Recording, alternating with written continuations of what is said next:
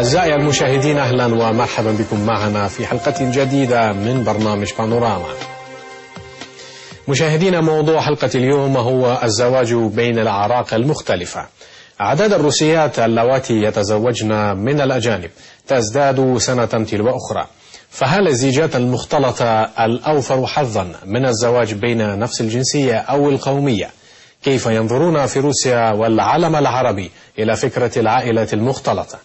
ولو تحدثنا عن العائلة التي يكون الزوج فيها عربيا والزوجة روسية، فما هي المشاكل التي تشوش على سعادة قصة الحب هذه؟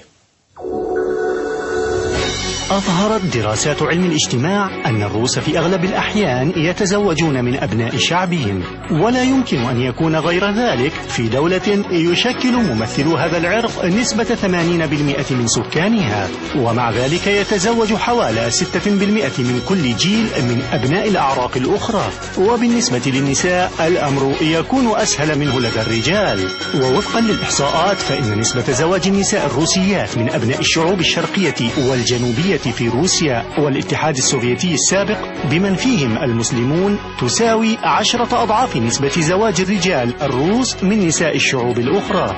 ومع ذلك فإن 70% من الأطفال المولودين نتيجة الزواج المذكور يتم التعريف بهويتهم على أنهم روس، إلا أن الوضع يختلف تماما عندما يدور الحديث حول الزواج من أجنبي، خاصة إذا كان من دولة عربية، حيث تقوم وسائل الإعلام أحيانا بترهيب الجماهير من خلال الحديث عن الحياة السيئة للنساء الروسيات اللواتي يتزوجن من عرب، حيث يتم وضعهن في القفص الذهبي للحريم. وتظهر تقارير تتحدث عن وعود الرجال العرب للنساء الروسيات بحياة رائعة وحب خيالي، وفي النتيجة عندما تسافر المرأة مع زوجها إلى بلده الأصلي تضطر إلى العيش مثل المرأة الشرقية المطيعة، وهو أمر غريب عليها. ومما يثير قلق علماء الاجتماع لعدة عقود هو أن نسبة حالات الطلاق بين أبناء الشعب الروسي في تزايد، ومن هذا المنظور فإن الزواج بين الأعراق معرض بشكل أكبر وأخطر للانهيار. إذن نتحدث اليوم عن الزواج المختلط بإيجابياته وسلبياته. اليوم حول هذا الموضوع معنا في استوديو بانوراما السيدة أنا جبر، المديرة المتخصصة في تنظيم فعاليات دولية، والسيد أيمن بك، مدير موقع إلكتروني يعالج قضايا الاغتراب العربي. أهلا بالضيفين الكريمين. أهلا وسهلا. طيب سيد أيمن، لو بدأنا معك، فعلا الزواج المختلط الروسي العربي في أغلب الأحيان الزوج فيه عربي والزوجة فيه روسية، ما سبب ذلك برأيك؟ وهل هو لمجرد أن الرجل هو يسافر أكثر من المرأة وهو رب أسرة مستقبلي؟ ما هي الأسباب؟ طبعا بالدرجة الأساسية نسبة الشباب العربي الذين يقدمون إلى روسيا للتحصيل العلمي والدراسة، وبطبيعة الحال تبدأ الصداقة من أيام الدراسة، ومن ثم الإعجاب ومن ثم الحب وهلم جرى إلى الزواج. لكن فعلا هذا الموضوع جدا حساس، لأنه موضوع الاختلاف البيئة، أين نشأ هذا الإنسان وأين نشأت هذه المرأة، فالموضوع جدا متشعب وكبير. نعم سيدة أنا، لماذا برأيك في أغلب الأحيان في حالات الزيجات المختلطة الروسية العربية الزوج هو دائما الرجل العربي والزوجة هي امرأة روسية في أغلب الأحيان؟ في الحقيقة هذه حالة طبيعية وعائلة عادية لا تختلف عن غيرها من عائلات يكون فيها الزوجان من قومية واحدة أو أوروبية أو غيرها، فهذه العائلة برأيك غيرها من عائلات.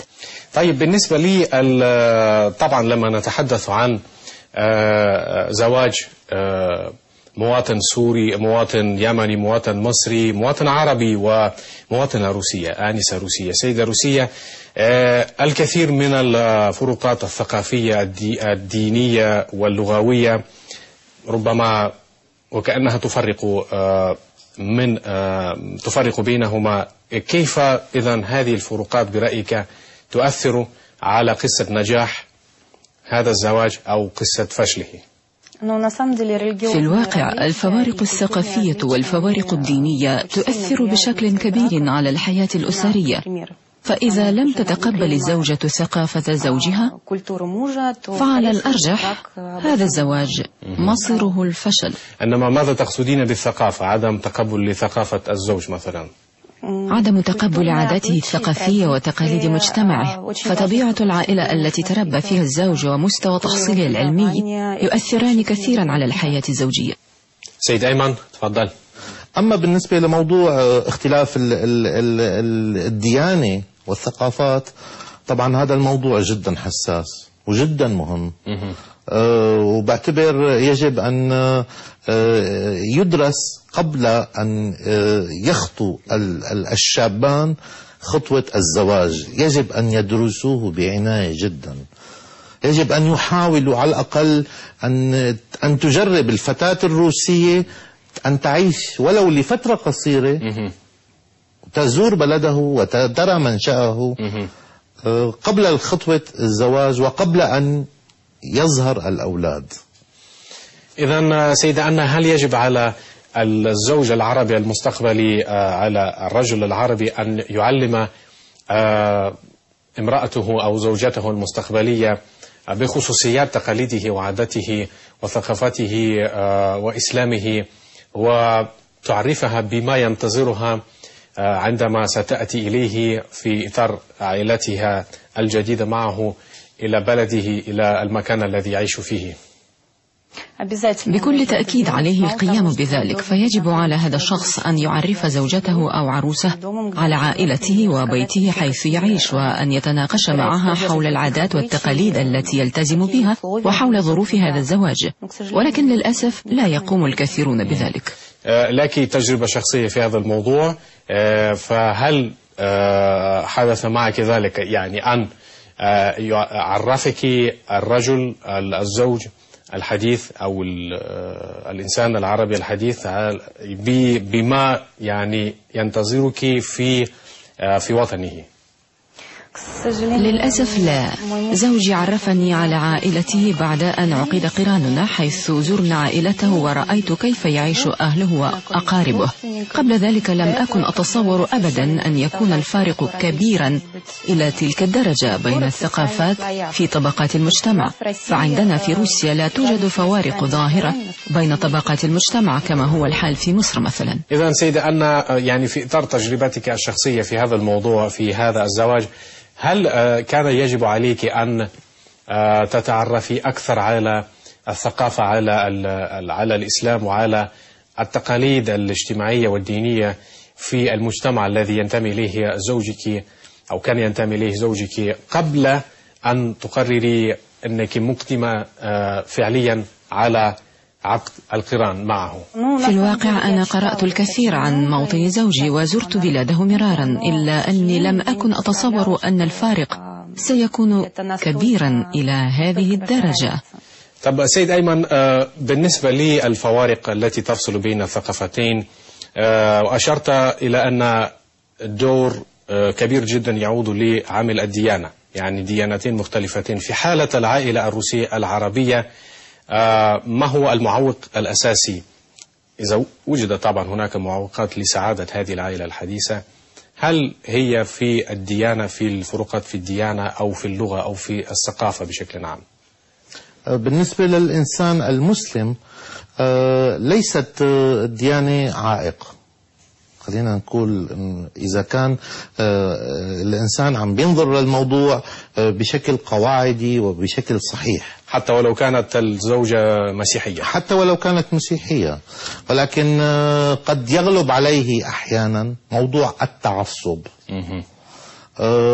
وهناك أمر آخر، موضوع المجتمع الروسي واختلافه بطبيعة حياته.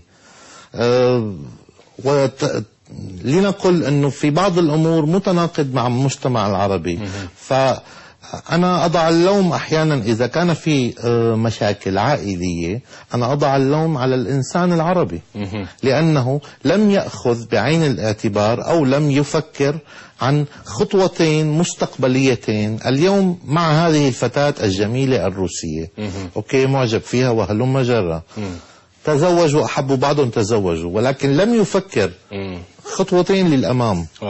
سيأتي أولاد، أين سيعيشون في حال أن تغيرت الظروف؟ هل ستقبل هذه الروسية المتعودة معتادة على نمط معين من الحياة أن تعيش في وسطه؟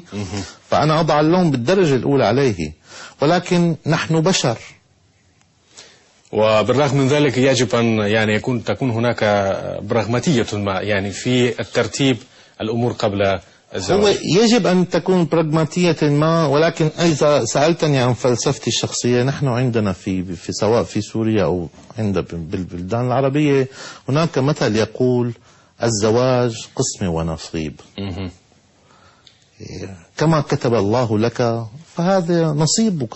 طيب سيدة أن الكثير في هذه العائلة المختلطة وفي هذا الزواج المختلط يتوقف على المكان الذي تقضي هذه العائلة أغلب أوقاتها، لأنه يمكن أن تستقر في موسكو أو في أي مدينة أو بلدة روسية، ممكن أن تستقر في أي مدينة عربية، عاصمة عربية.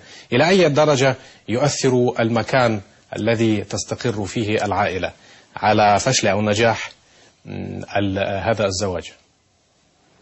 في الحقيقة مكان العيش يؤثر كثيرا، والزواج يكون أكثر نجاحا إذا عاشت العائلة في وطن الزوج، فأسهل على المرأة أن تندمج وتتكيف مع الثقافة الغريبة من الرجل، بالإضافة إلى أن المرأة قد لا تضطر للعمل وتستطيع أن تكون ربة منزل وأما فقط. في روسيا الرجل يجب أن يكون القائد في العائلة وأن يعمل، وصعب على الأجنبي دون توفر الوثائق اللازمة العمل في روسيا، ولذلك ينجح قليل من الأجانب في روسيا، وقليلة كذلك العائلات المختلطة الناجحة.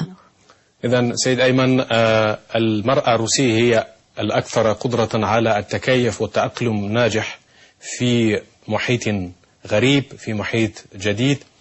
أما الرجل فصعوبة بالنسبة له، صعوبات أكثر. الرجل العربي يتكيف بصعوبة في روسيا. إذن قد أوافق على هذا الكلام إلى نسبة ما. في حال هذه الامرأة التي تستطيع أن تتكيف مع الوسط الذي يعيشه زوجها، إذن هي فعلا لديها حب صادق تجاه هذا الزوج، وهذا نادر. اليوم في عامل جديد يدخل في حياتنا، كسر جدران الحدود الجغرافية، عامل التقنيات الحديثة، عامل القنوات الفضائية، عامل الانترنت، كسر هذه الجدران. يتعارفون عبر الانترنت ويتصلون ويتواصلون، فهنا يوميا تظهر في حياتنا ظروف وأسباب وعوامل جديدة. طيب سيدة أن عامل اللغة، هل المشكلة المتعلقة بعدم إتقان كامل للغة العربية على سبيل المثال أثر سلبا على هذه الحياة الزوجية السعيدة؟ لأن طبعا دون أن يتقن الإنسان اللغة لا يستطيع أن يعبر عن مشاعره وأحاسيسه بدقة، وهذه الدقة في بعض الأحيان موجودة بشدة وبقوة في الحياة الزوجية. إذا دار الحديث عن العلاقة بين الزوجين فاللغة ليس لها أي تأثير، لأنه يمكن دائما التحدث باللغة الإنجليزية مثلا، إلا أنه يمكن أن تظهر مشاكل في التواصل مع الأقارب والمحيط، وأنا شخصيا لا أرى مشكلة في ذلك. أنا لا أوافق هذه النظرة. أنا أعتبر أن يجب على الزوجين أن يتعاملوا على الأقل بلغة أصلية بالنسبة لأحدهم على الأقل، سواء إذا كان عربي مع روسية أن يتعلم الروسية، لأنه ملزم بتعلم اللغة الروسية إذا كان يعيش في روسيا. وبالنسبة للزوجة أنا بأعتبر أنه من الأفضل أن تتعلم على الأقل قليلا من لغة زوجها. عندي حالة خاصة، لأن والدتي دمشقية، والدي رحمه الله أوسيتي، ولكن بينهما كان حب كما في القصص. نعم.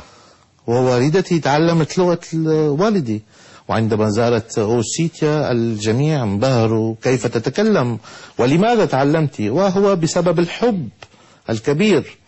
فهون أنا لا أوافقها في وجهة النظر. أنا أعتبر أنه يجب أن تكون لغة ردنويزيك على الأقل.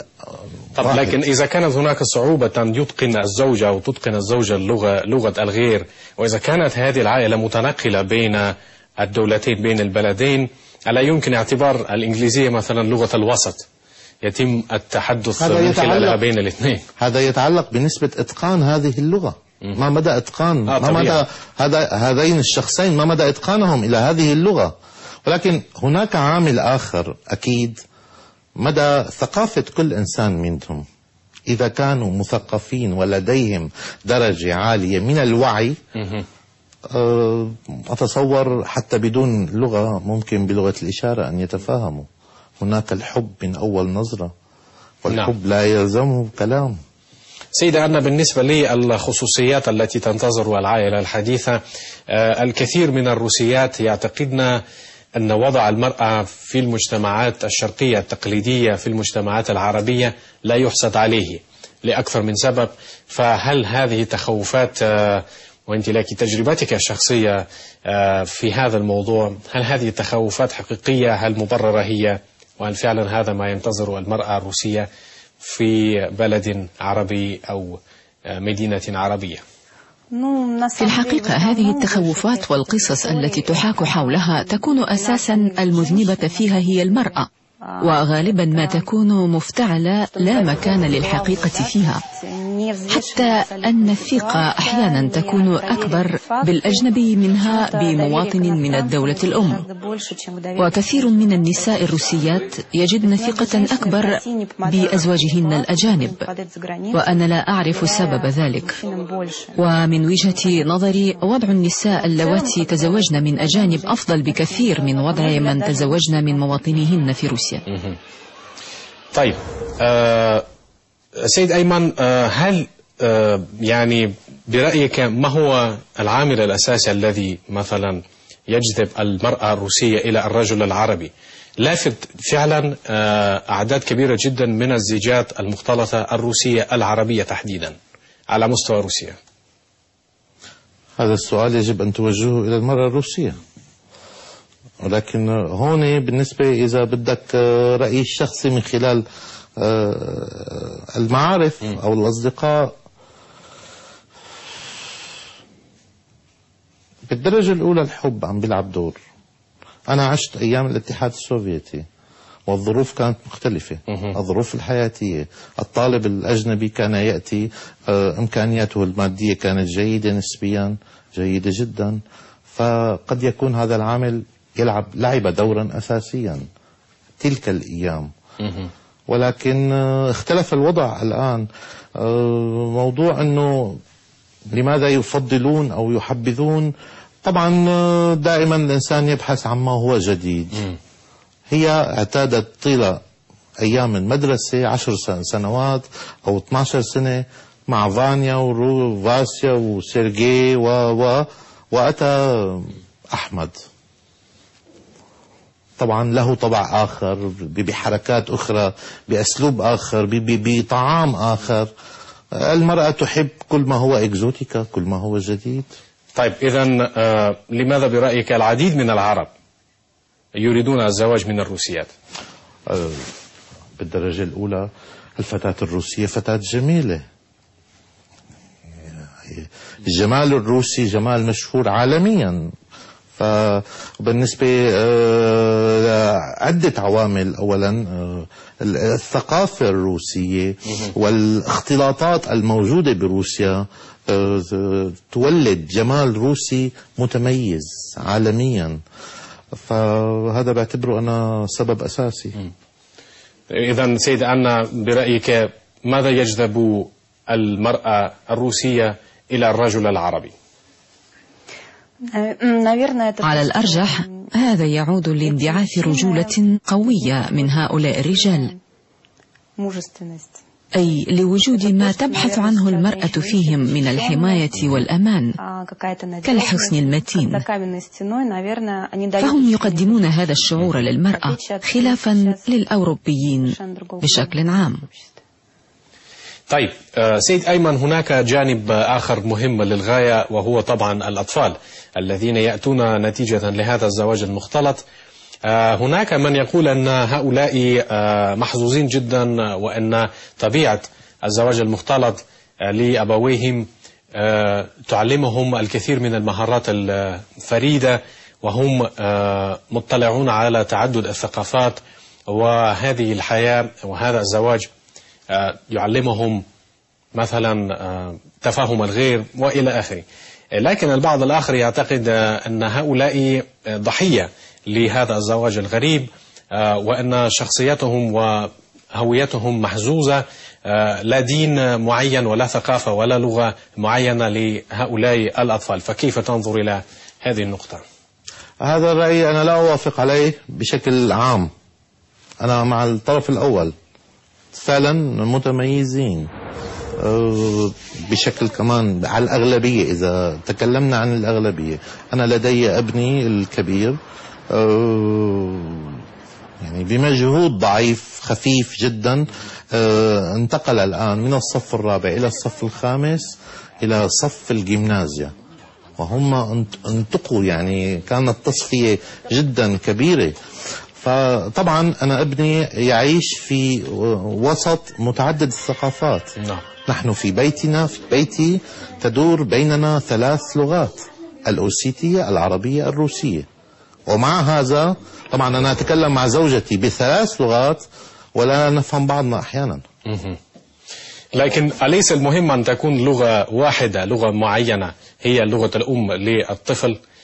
وهل يعني كيف تنظر إلى هذه الهوية وكأن الطفل يعاني من، أو إن صح التعبير، يعاني من عدم تحديد، أو أنه لا يفهم نفسه بالتحديد من هو؟ هل هو أوسيتي، هل هو سوري، هل هو عربي، أو هل هو روسي؟ نحن لا نرفع هذا السؤال، لأننا نحن الولد يفهم هذه اللغات.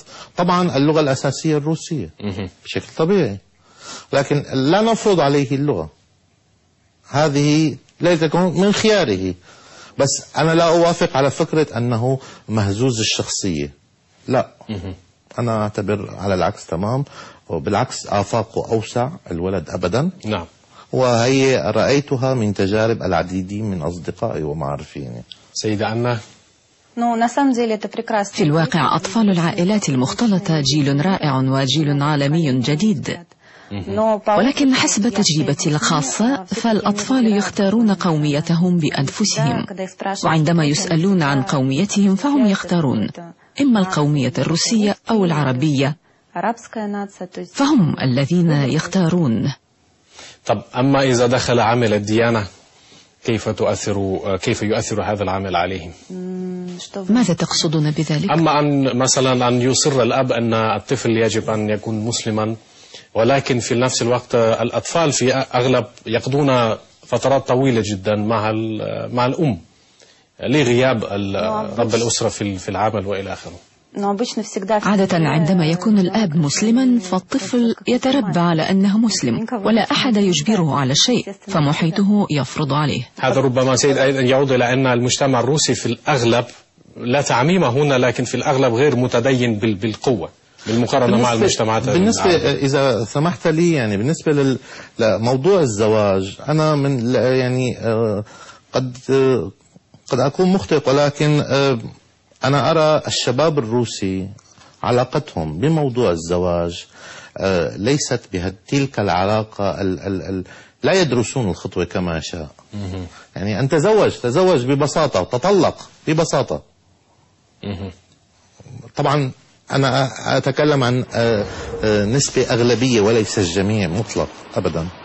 بالنسبة تفضلت السيدة آنا، بالنسبة للأولاد موضوع النسل الجنسية، بتصور يعني نحن هون يعني المفروض هذا الموضوع أن يكون قد درس واعتمد من قبل الأب والأم قبل أن يظهروا الأولاد. يجب تنسيق هذا الموضوع والاعتماد. سياستنا هكذا لكي لا يتشتت الأولاد. أنا برأيي هذا الموضوع جدا أساسي. أنا لا أفرض على ابني أن يكون سوريا أو أن يكون مسلما، هذه مشكلته، ولكن لديه الخيارات، يتعرف، يسمع. هكذا فعل معي أبي، هكذا تعلمت. تمام. مشاهدينا، بهذا نأتي إلى نهاية هذه الحلقة التي تحدثنا فيها عن الزواج بين الأعراق والقوميات والديانات المختلفة. فهذه هي تجربة شخصية في كل حالة، لا غير قادرة على الاقتباس أو النقل حرفيا، فالحالة عن حالة تختلف. نشكر على المشاركة في هذه الحلقة سيدة أنا جابر، المديرة المتخصصة في تنظيم فعاليات دولية، والسيد أيمن بك، مدير موقع إلكتروني يعالج قضايا الاغتراب العربي. شكرا لكم. شكرا لكم. كما أشكركم أعزائي المشاهدين على حسن المتابعة لهذه الحلقة من برنامج بانوراما. لا تنسوا أن تراسلونا على بريدنا الإلكتروني panorama@rttv.ru. تحية لكم وإلى اللقاء.